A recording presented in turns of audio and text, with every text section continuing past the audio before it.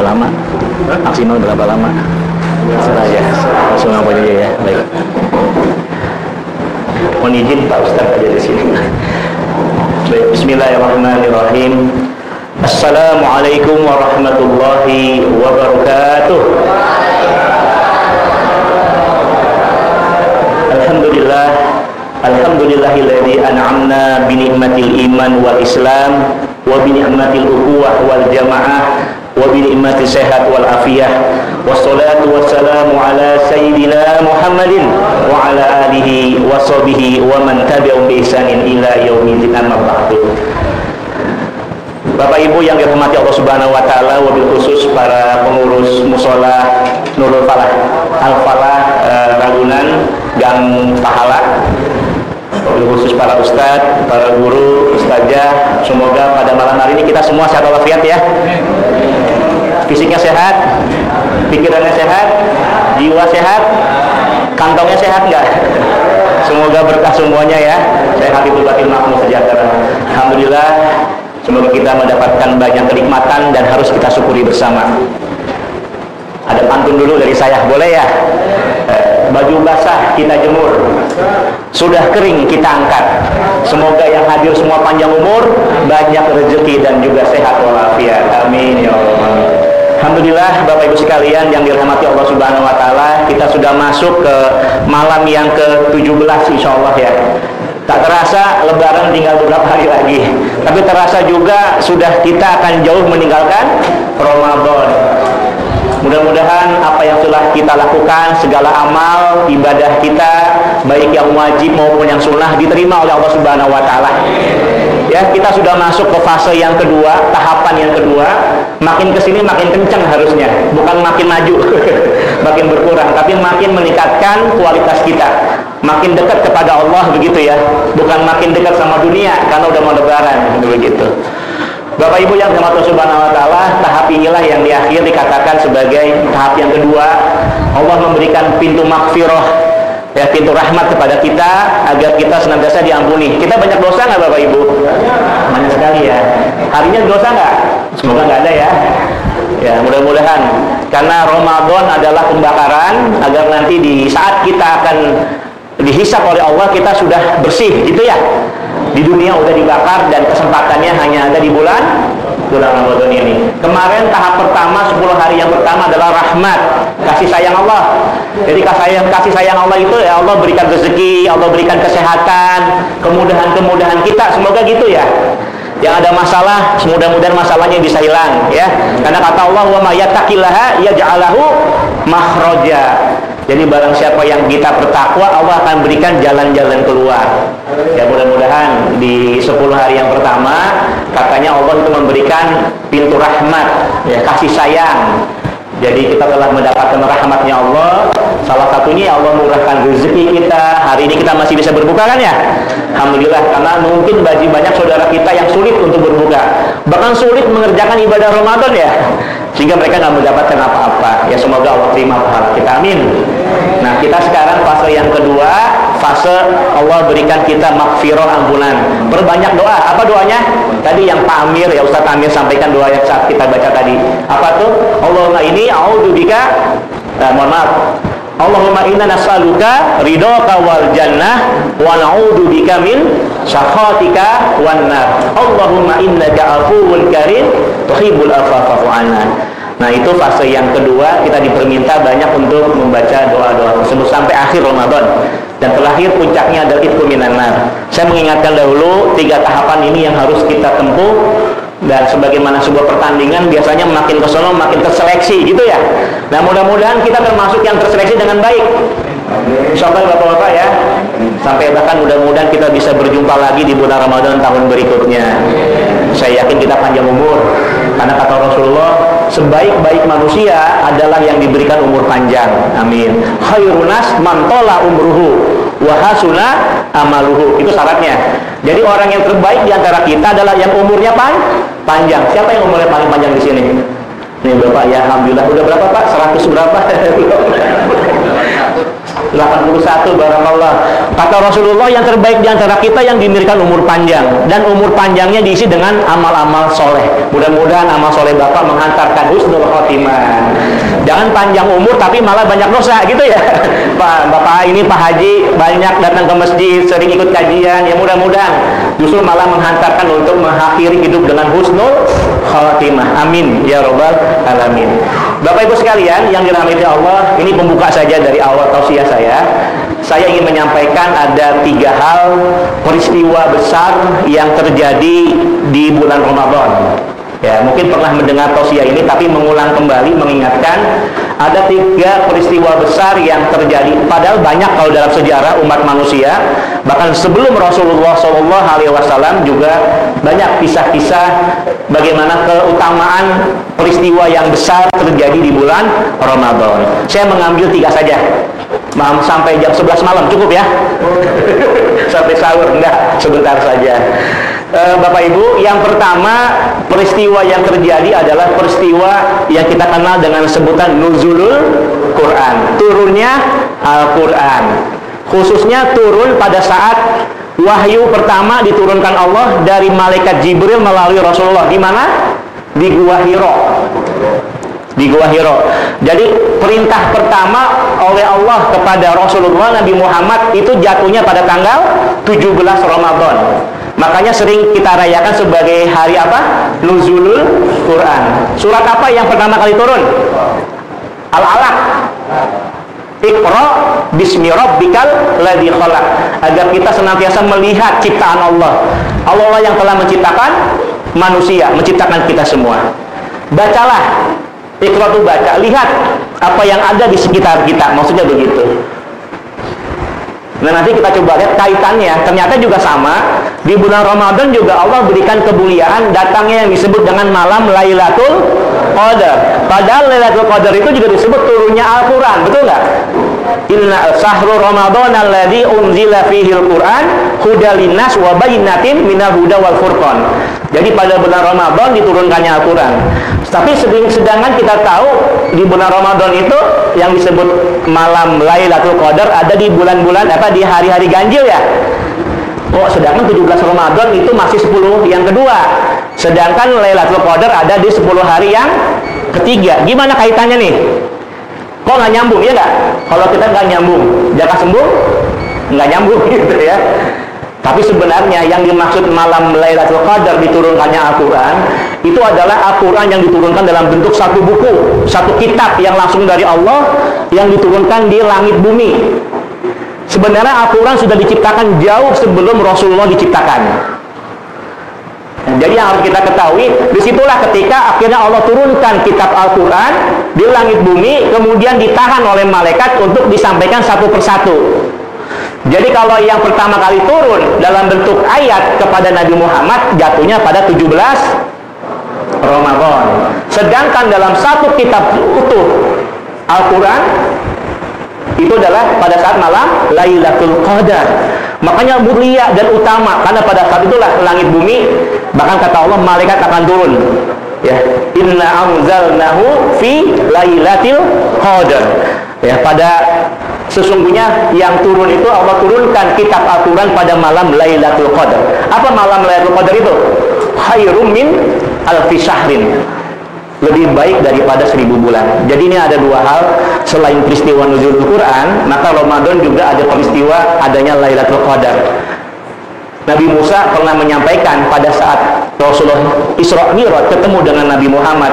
Nabi Musa menyampaikan, "Ya Muhammad, sungguh beruntung umatmu, walaupun usia umat kamu itu pendek, tapi aku ingin bersama dengan hidup bersamamu." Itu kata Nabi Musa. Karena walaupun Nabi Muhammad rata-rata umatnya umurnya 60 tahun, ini Bapak bonusnya banyak 80 tahun gitu ya.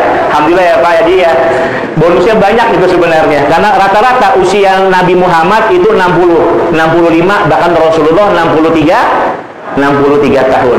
Nabi Musa mengatakan, karena nabi-nabi sebelumnya umurnya tuh ada yang sampai 800 tahun, 600 tahun, bahkan lebih dari 100 tahun. Kalau Nabi Nuh itu usianya 980 tahun, hampir 1000 tahun umurnya. Bayangin kakek-kakek 1000 tahun kayak gimana ya? Nggak bisa dibayangin gitu ya. Sedangkan katanya walaupun umatnya Nabi Muhammad hanya 60 tahun, tapi Nabi Muhammad itu mendapatkan keberkahan luar biasa. Karena apa? Adanya malam Lailatul Qadar itu, yang lebih baik daripada 1000 bulan. 1000 bulan itu kalau dihitung menjadi 83 tahun, 84 tahun. Kalau mau dihitung lagi kira-kira berapa? 60 dikali 80, berapa itu? 4.800. Jadi jauh lebih banyak nih usia keberkahan bagi umat Rasulullah. Amin ya robbal alamin. Nah Bapak Ibu, apa hikmah dari hal ini? Artinya kita sekarang diminta agar kita mendapatkan kemuliaan, maka perbanyak baca Al-Quran ya, perbanyak berinteraksi dengan Al-Quran. Mulai mau mendengarkan apa yang dibaca oleh orang di sekitar kita, kemudian setelah mendengar mau membacanya, mempelajarinya, ya kan, mentadaburinya. Tidak sekedar membaca, tapi juga memahami apa yang dibaca. Sekarang terjemahannya banyak Bapak Ibu ya. Pelan-pelan kita pahami, kita ambil apa hikmah di balik ayat itu turun. Ya, kalau syukur-syukur kita baca tafsirnya, kita tidak bisa menafsirkan, tapi mentadaburkan boleh, mengambil pelajaran dari banyak sisi Al-Quran itu untuk kehidupan kita. Kemudian apa? Ya, kita menghafalnya, perbanyak hafalan. Ya, bahkan setelah itu kita amalkan. Dengan amalkan itu kita jalankan perintahnya, kemudian kita sampaikan kepada orang lain. Itu tahap yang tertinggi adalah mengajarkan kembali. Makanya kata Rasulullah, khairunas man ta'lamal Qur'an wa 'allamahu. Ya, sebaik-baik kalian adalah yang membaca Al-Qur'an dan mengajarkan kembali. Jadi ada dua tuh hadis Rasul. Yang pertama adalah yang umurnya panjang dan banyak amal soleh. Yang kedua, yang terbaik dan antara kita adalah yang membaca Al-Quran dan mengajarkan kembali. Itu yang lebih baik. Begitu Bapak sekalian. Al-Quran itu ada 3 isinya. Yang pertama adalah berisi tentang tauhid. Sepertiga Al-Quran itu banyak bicara tentang keagungan kebesaran Allah Subhanahu wa taala. Lillahi ma fis samawati. Inna fi khalqis samawati wal ardi wa ikhtilafil laili wan nahari laayatil ulil albab.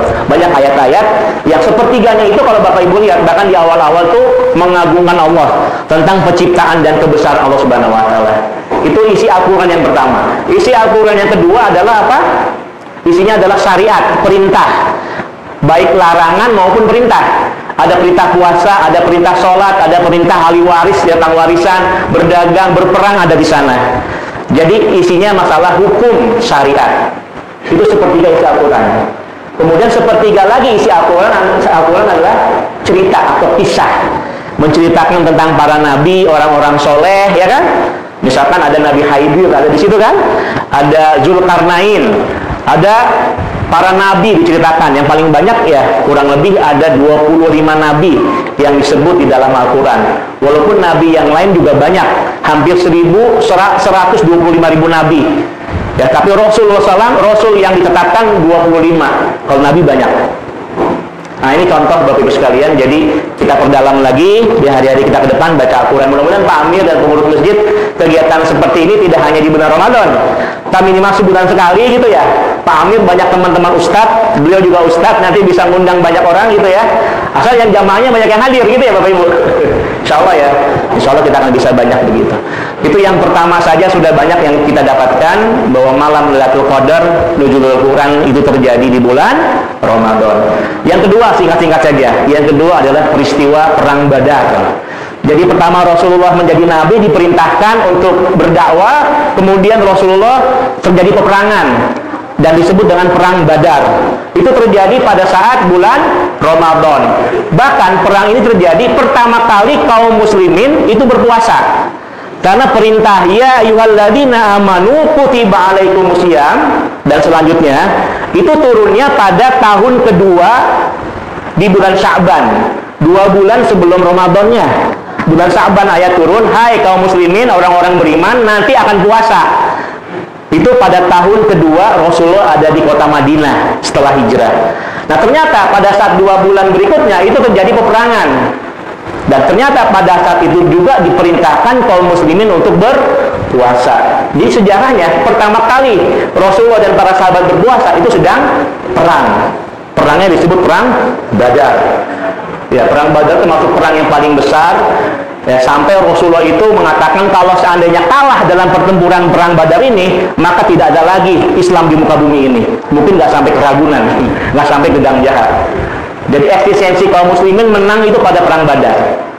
Dengan jumlah pasukan kaum muslimin hanya 313 melawan 1000 orang, 1:3. Dengan perlengkapan yang nggak ada perlengkapan apa-apa, sederhana dibandingkan dengan perlengkapan perang orang-orang Quraisy yang sudah siap bertempur. Nah, Allah akan berikan pertolongan. Di situ dalam surat Al-Anfal dikatakan istastaghisuna rabbakum fastajaba lakum anni mumiddukum bil alfin minal malaikati murdifin. Allah turunkan malaikat berbondong-bondong membantu pasukan Rasulullah. Ada peristiwanya. Kalau Bapak Ibu nonton di YouTube-nya Alman Mulyana, ada ya? Kalau nonton yang suka cerita di Mekah tuh, YouTuber, saya suka nonton itu menceritakan ini ada daerah bukit yang bukitnya punya bukit malaikat katanya. Itu malaikat yang saat perang Badar diturunkan. Di hari-hari ini dia lagi nonton YouTube, coba ya Alman Mulyana menceritakan tentang daerah Badar. Ternyata betul ada bukit yang disitulah saatnya Allah turunkan malaikat untuk jadi pasukan perang. Aneh juga ya. Ya pasti kalah orang-orang kafir Quraisy. Nah, akhirnya Rasulullah mendapatkan kemenangan yang luar biasa. Akhirnya Rasulullah ditakuti sejazirah Arab, orang mikir nggak berani nyerang Nabi Muhammad. Sehingga pada fase itulah Rasulullah berhasil ya mempertahankan Madinah, segala gempuran orang-orang Yahudi juga, sampai akhirnya Rasul nanti juga akan balik lagi ke Mekah. Selama 10 tahun tinggal di Madinah, kembali lagi ke Mekah untuk peristiwa yang disebut dengan Fatu Mekah. Nah, Fatu Mekah peristiwa yang ketiga yang ingin saya sampaikan, yaitu terjadi di bulan Ramadan. Fatu Mekah itu jatuhnya kota Mekah yang tadinya dikuasai oleh Quraisy. Akhirnya Rasulullah kembali.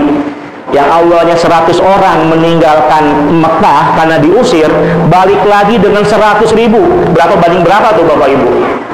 Ini menggambarkan sejarah umat Islam itu luar biasa.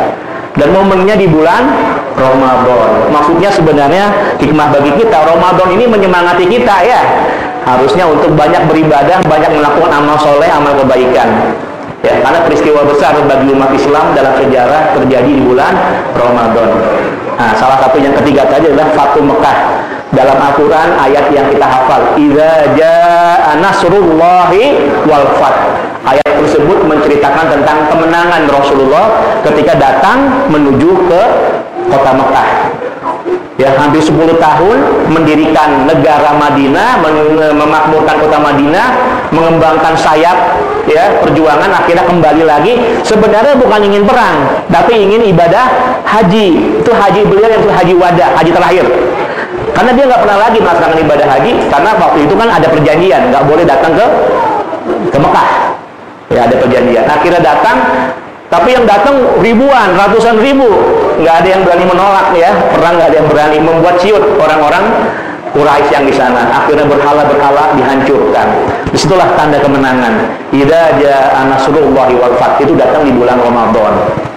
Ya, telah datang ya pertolongan Allah dan kemenangan. Ayat ini termasuk ayat-ayat terakhir diturunkan oleh Allah ketika Rasulullah menjelang mau wafatnya, begitu. Dan manusia berbondong-bondong, berduyun-duyun untuk memasuk ke dalam agama Islam. Udkhulu ya Islam, masuk dalam Islam. Idza jaa nasrullahi wal fath wa ra'aitan nas sayadkhuluna. Manusia berbondong-bondong masuk ke dalam agama Islam. Nah, akhirnya disitulah puncak kemenangan umat Islam, sampai akhirnya Islam datang ke tanah air bersama kita semuanya. Baik Bapak sekalian, itu saja sejarah yang sedikit memberikan semangat untuk kita. Jadikan bulan Ramadan momentum perubahan kita menjadi lebih baik lagi, dan kesempatan itu bisa kita dapatkan. Puncak terakhir adalah kita mendapatkan itkum minan nar, terhindar dari azab api neraka. Demikian yang saya sampaikan. Kupas-kupas buah manggis. Puas nggak puas, waktunya habis. Cuci tangan sampai bersih. Cukup sekian dan terima kasih. Billahi taufiq wal hidayah. Assalamualaikum warahmatullahi wabarakatuh.